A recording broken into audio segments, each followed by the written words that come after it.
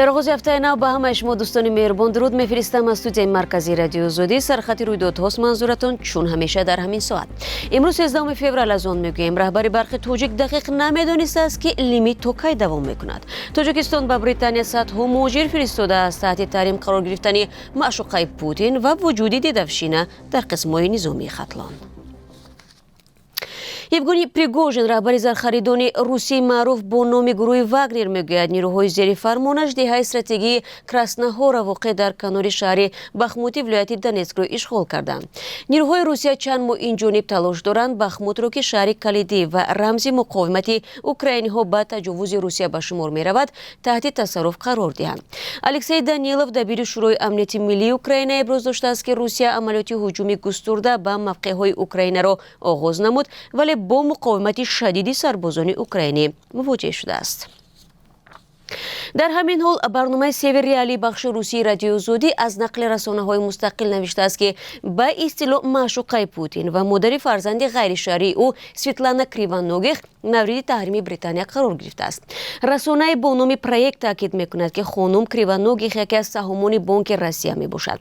همین منبع کریوانوگیخ را دوست دیرین پوتین و مادر یک دختر مینامد که از پوتین به دنیا آورده است. چند پیش سابق همسر پوتین لودمیلا اچردنایا و ورزشکار سابق الینا کابایوا که به نوشته رسانه‌های غربی با پوتین ارتباط دارد مورد تحریم کشورهای غربی قرار گرفته بودند.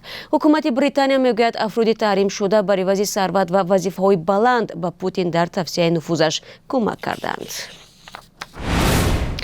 رهبر شرکت دولتی برق توجیک دقیق نمیداند که لیمیت برق در تاجیکستان تا کی دوام میکند.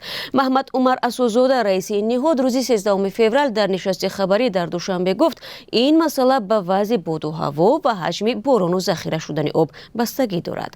و تاکید کرد که با همین سبب فعلا دقیق گفتن نمیتواند محدودیت کی از بین برداشته خواهد شد. اظهارات رئیس برق توجیک در حالی است که این شب روز شکایت‌ها از محدودیت برق بیشتر شده ساکنان میپرسند که این تو کی دوام خواهد کرد. در ضمن تحلیل امور دادوگریفت تاجیکستان و افغانستان نشان میدهد که دوشنبه سال گذشته صادرات برق را به افغانستان افزوده همزمان نرخ میانه آن را اندک پایین آورده است. مسئولان بخش انرژی تاجیکستان در مورد فروش برق به خارجه در سال روان از جمله به افغانستان و ازبکستان اطلاع نمیدهند. بینندگان عزیز در برنامه اخبار آزادی به همین موضوع برمیگردیم.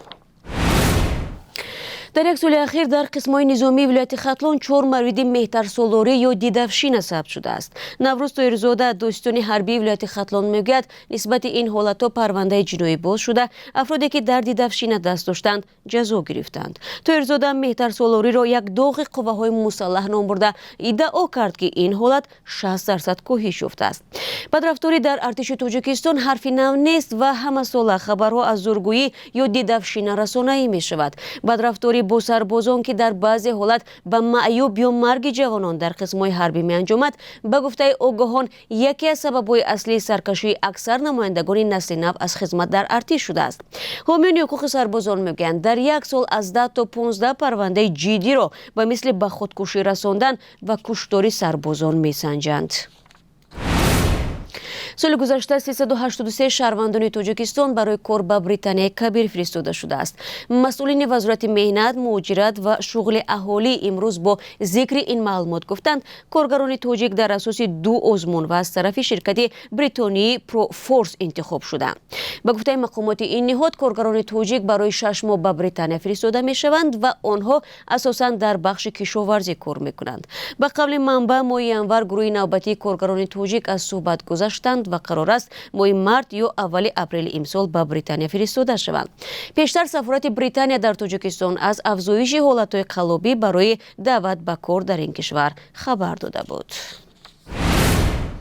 مقامات انتظامی ولایت سوغد 5 نورسی مکتب خان را از روی سفر به حج عمره باز داشتند. در این باره مدینه نبیزاده سردار ریاست معارف و علم ولایت سوغد در نشست خبری به روزنامه‌نگاران اطلاع داد.